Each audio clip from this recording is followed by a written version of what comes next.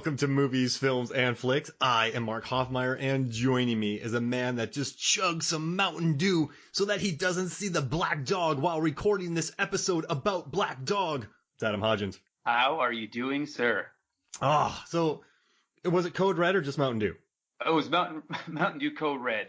Got it. But then I felt bad because I wanted to drink period correct Mountain Dew. I wanted to drink 1998 Mountain Dew Classic. Clear Mountain Dew.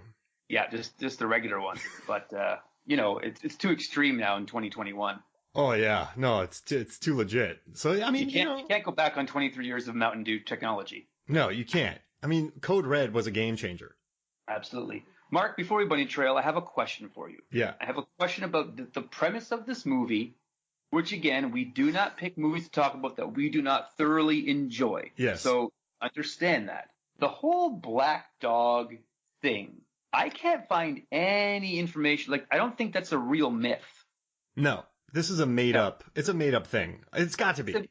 It's got to be.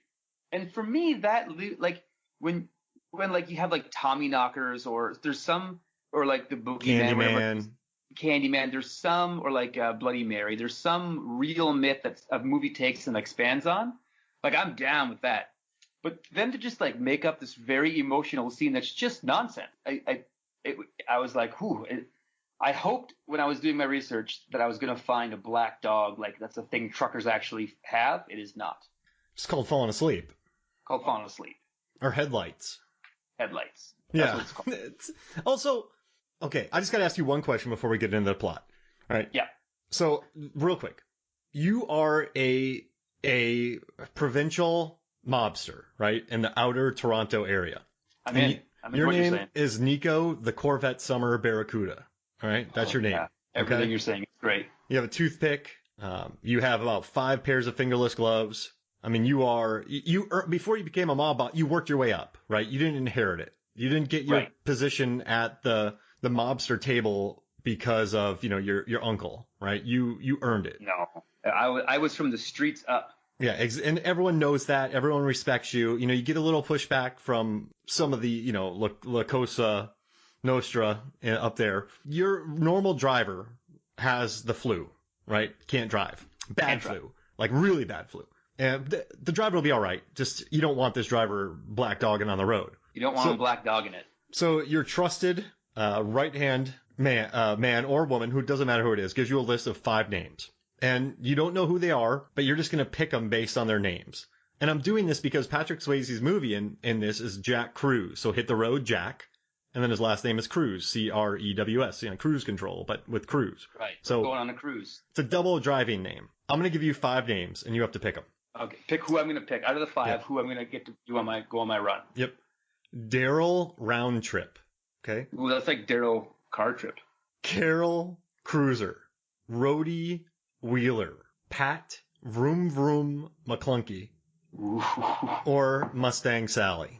Ooh. And you don't know any of these people. You just got to pick it by a gut feeling, because that's how you got up in the industry. Those gut feelings of yours.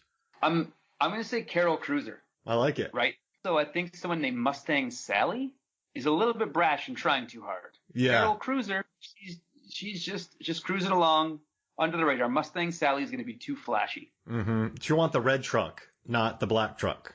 She would not have said, I don't want this attention. She would have said, do you have any more bells and whistles for this truck? Yeah, exactly. Accoutrements. Exactly. So, yeah, I mean, Carol Cruiser sounds safe, right? Daryl Roundtrip, I don't trust him. Yeah. Daryl Roundtrip was he was actually my second choice. Yeah. Again, I think he sounds like a guy who's trying to make a name for himself and would take risks I don't want him to take. I don't want you to take risks. Just get there and get back. Yeah. Don't guarantee a round trip. Guarantee that you'll get my stuff there. Yeah, I don't necessarily care if you come back. Just get my stuff there. Just get my stuff there. Yeah. Right? Like, yeah. That's what we're talking about here. Rhodey Wheeler, I don't trust either. It's like Rhodey Wheeler's going to go off road. No. Rhodey Wheeler, I'd watch his Netflix show though. There's like Rhodey Wheeler Presents. Like, I'm into that. Yeah. Rhodey Wheeler, though, in that first chase, when Red's crew was chasing him, Rhodey Wheeler would have wrecked his load for sure. And he would have taken everyone with him. But you don't want that when you need someone to drive to Newark. No, now, you just blend in. Now, Pat McClunky. What I like about Pat McClunky is that Pat doesn't have Mustang Sally or Carol Cruiser or Dale Roantrip. I mean, Pat had to fight for the driving name and was Vroom Vroom. So, yeah, the McClunky makes me think he's going to be slow, but the Vroom Vroom makes me think that they're telling him he's good in spite of his name. And, it just seems trustworthy because someone added that in the middle. You don't get a cool name. Like, you don't get Carol Cruiser. That could just be her name, like Jack Cruz. But Daryl Vroom Vroom McClunky. And the right-hand man spelled that out for you to let you know that this is Vroom Vroom, but it's also McClunky. Exactly. So he's up there too. But Carol Cruiser, I think is the safest bet. Yeah, Carol Cruiser would love Earl's songs played by Randy Travis. Ooh. I mean, get along with Sonny just fine. I think Carol Cruiser's cruising. Carol Cruiser stays on 85. Carol Cruiser doesn't get off. No. Now, Mark, I have some questions for you. Yes. And then at the end, I have a thing that I did it one time with you, and we're gonna do it again, and it's gonna become a tradition. But first question is, in the beginning of this movie, we come into a bit of a car chase going on, and there's a guy running gun for. Oh my gosh! Yeah. What was his name? That's a big. And there's a lot of Fords in that scene as well. There's a lot of people. I have that written down with my Ford. We're going to talk about the Fords in a second. But he makes a choice to dump the load of guns and try and get away. You're talking about for Cutler. He's driving for Cutler, correct? Yeah. Cutler. Yeah. And so he makes a choice to like tilt up the back and empty the guns onto the road so he can get away. Mm-hmm. If you're working for Cutler, would you rather get arrested with the guns, doing your best effort to make the thing happen, or dump them and show up to him and be like, I lost your guns? Okay, well, we know that Cutler goes to Jack Cruz's house later and kidnaps his wife, Melanie. Yeah. Who, she bops her head on some stairs. Did you see that scene? I did. That did not look like it was a comfortable stunt. Oh, man. And she said, ow. Like, that was an accident they kept in. Megan noticed that. Yeah. I felt really bad for Brenda Strong during that scene. She stayed strong, though. But yeah, so I'll say Brenda Strong is one of those actresses that's dynamite in everything she's in, and she always just kind of pops up here and there. It's fantastic. Well, let's try something here. I'm Cutler, and you're the driver. Pitch both of the scenarios to me. Yo, Cutler, look at. So in one scenario, I'm making my one phone call. Yeah. They got me in lockup, and they got your guns, but I tried my very best to get to the destination. I stayed true the whole time, and I'm not going to say a thing in here. If you get me out, that's great. If not, I'll keep things kosher in here. I'll be your man on the inside. Okay, I like that shows loyalty. Yeah. The other way is like, listen, it came down between me getting away and your shipment, and like I'm sorry, but like I thought I could be more value to you alive today than arrested and them having. Oof, stop right there. It's got to be the first one. Right? There's no way you dump that. No way you dump that. You know what's crazy? When you said the first one, and you could be like, listen, the FBI and the ATF were following me. So obviously someone is a mole in this operation. Someone's giving info. And there's a leak somewhere. Yeah, exactly. But if you just go, hey, Cutler, yeah, I dumped all this stuff trying to get gone, but I still got caught. Like, you're double done. Double done. You're done. They're going to kill you anyway. You're not even going to see tomorrow. And I hate to tell you this, but that food truck that you owned, I blew it up. Cars explode in this world. They explode in this world. Now, Mark, I do want to talk about the Fords because this movie came out in 1998, and it appears that the undercover FBI squadron is all driving 1991 Ford Mustang 5.0. Yes. Hoops.